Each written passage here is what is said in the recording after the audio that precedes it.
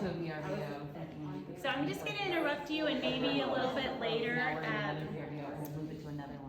you might want to consider making a list of some of the things that you thought about, and keep it as kind of a working document. I'm a list maker, so for me that's comforting, but something that you can return back to and kind of, I don't know, just kind of track how your interests change and what things, maybe I used to try to convince myself that I loved refinishing furniture. I do not like that. So, yay to people who do, and I have all these unfinished projects in my garage that you can come do for me. So there you go. Okay, thanks, Elsie. So just consider your talents and your strengths. I mean, something that, and you may think, oh, I think I really want to make time for this in my life, and try it, and you go, not so much, or wow, this was fantastic. So I'm trying to change myself in this way, try to broaden my interests. I'm going to sign up for a medieval martial arts class where I will be learning to fight with a Scottish longsword. Are you going to start LARPing? Oh, and that's what my husband's afraid of. Yeah. And I'm thinking it's going to be me and a bunch of 19-year-old geeky boys. Try some new things. So maybe you have some talents or strengths that you haven't tried yet. So maybe just keep the list and keep working at it. Give it to God. Say, what are these things that you have for me? What's some special talent that I haven't discovered in myself yet? Maybe it looks like having lunch with some friends. Maybe it's joining a book club. Maybe your dreams are more like seeing a movie that's not animated and not G-rated. Maybe it's a concert that you'd like to attend, or something you want to write. Maybe you want to try roller skating, woodworking. Could be just about anything. So, and what does it look like for you to plan to enjoy this activity? You do need to be realistic. If skydiving was the thing that came to your mind, you probably want to put that off for a few years. But it's okay to dream and say, oh, in the future I'll be able to maybe give this a try. And I used to think that's something that I really wanted to do. I went bungee jumping when I was 20-something. Thought, bungee jumping, that's what I want to do. I love it. And now there's no way you would get me to do that. It'll change, and things will change and grow. So you need to obviously schedule some time to do these interests routinely and protect that time, which I know is a huge challenge. So it might mean that you have to ask your husband for some help. It might mean, maybe if you have family or friends. I had a friend when my two olders were little, that she and I would switch off one afternoon a week. So I had all 4 boys one day, and she'd have all 4 boys another day. So we each got a couple hours in the afternoon. And that time for me meant sticking them in a bike cart and riding for hours, because that's the only time they were quiet and didn't fight with each other. But then I got a bike ride, so that was cool. It might mean that you have to lower your expectations for some other things that you are currently prioritizing. I'm really good at saying I'll do the dishes tomorrow morning.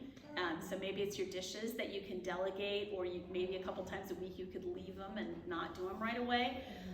Maybe your house plants are getting a ton of attention, and if that's something that you feel really good about, great, but maybe your house plants could thrive on a little neglect. I practice the learn to survive in drought-tolerant circumstances approach to houseplants, so that's why I have 2. And then maybe some of the things that you thought about that you'd like to do, and even though your alone time is really precious and important, maybe it's something you can share with your family or your kids. And this is a time in your life that you can dance and sing and act super silly with your kids. They won't care if you're not professional level. They'll love it, at least until they're about 10. So, and then you can do it on purpose to embarrass them. So that's a bonus. But maybe there's something that you could do with them. I loved tide pooling. I still love to tide pool. I had a wealth of knowledge from my days as a SeaWorld tour guide, and still a super keen interest in tide pooling, and my kids that were really willing to learn about it. And my proudest moment, I used to take my kids almost every day to MDO, to Montana Row, to tide pool after school. And when my son Ted was 5, I saw him out at the tide pools, and he was leading a discovery tour of the tide pools to these strangers, these out-of-town strangers. And he knew so much, and he was telling them, and they were fascinated. They even asked me if he had his own cable show, which I thought, oh, what a great idea. It was just, it was such a magical, he took something that I loved and turned it into something that he loved.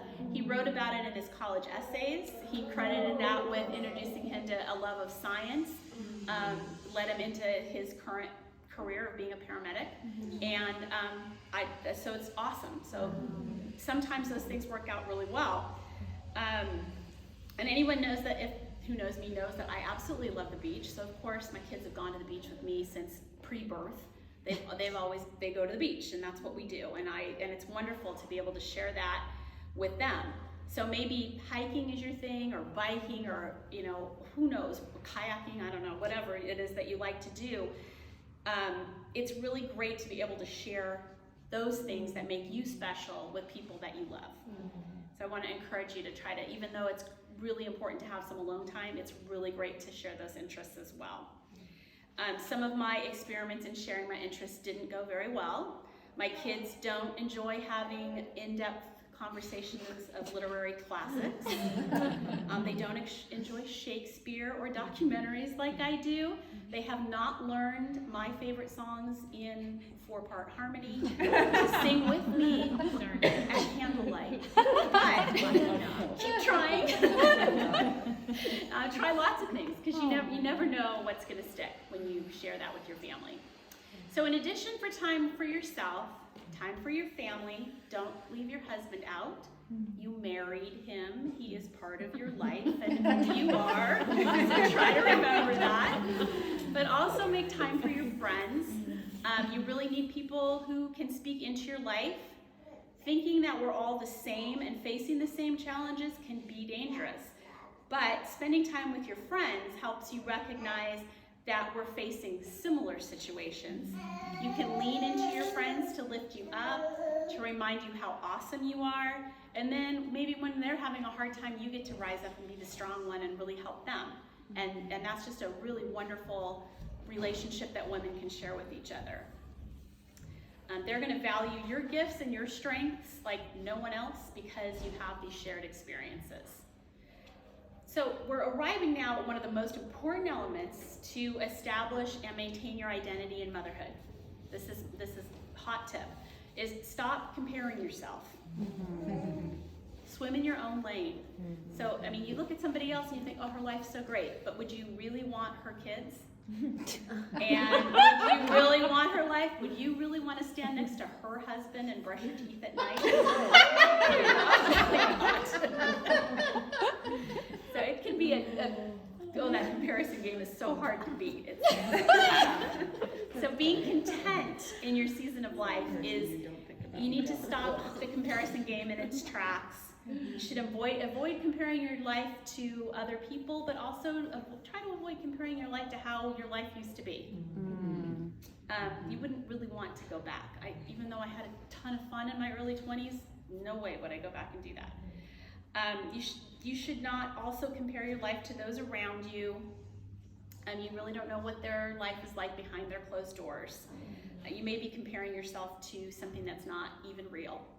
And that's something for me to remember for myself. And when I go for walks, I often stop and pray outside people's houses. Who knows what they think I'm doing?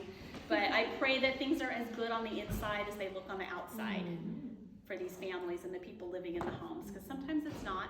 Sometimes it's better. But just to remember that you know you, and that's where you need to be. Look at your current situation. Try to find as much gratitude as you can in all that you have.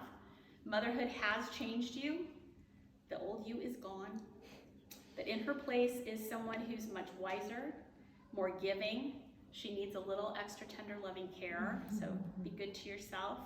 And again, identity is it's a lifelong journey. So this is not where you will be forever. I'll be moving into my empty nest phase in a little, well, still 4 years, but my 13-year-old wants to move out now. So, and then maybe hopefully shifting into retirement, as my husband, he would retire tomorrow and barbecue if he could, but that's not quite our journey yet.